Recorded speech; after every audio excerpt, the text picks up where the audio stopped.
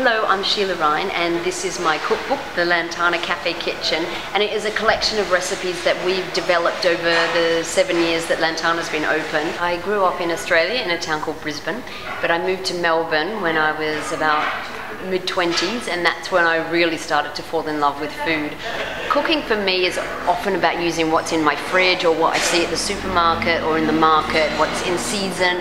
So I hope that the cookbook really encourages people to adapt when they make recipes. So often I'll say this recipe also goes really well with, another thing, like the mango salsa for the pork burger also goes really well with just grilled chicken.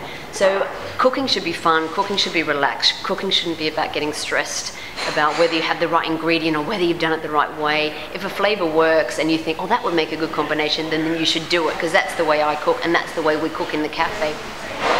Okay, I came over to London about 6-7 years ago, particularly to start Lantana, because my sister was living here and had been living here for about 15 years. And she always said, God, the thing that's really missing in London is good casual cafe dining. She said, come to London, this is where you should change your career, and that's what I did.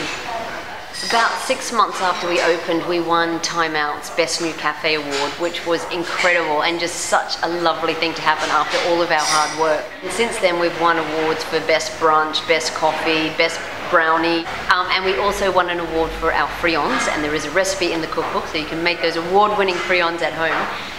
Australians are always characterised as very laid back, and I think that definitely influences the style of food that we like, and of course the warm weather.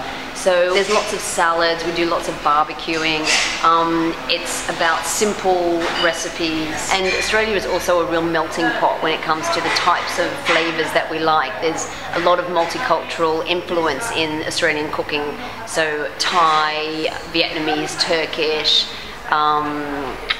Greek. So the recipes in the book really cover the corners of the globe. And one of my favourite recipes is the Thai fish cakes. There are certain dishes which are real Australian cafe classics, like the corn fritters, friands, banana bread, and we've included all those recipes in our cookbook. And of course there's a whole section on salads, which is something that I love eating. I eat a lot of salads even in winter.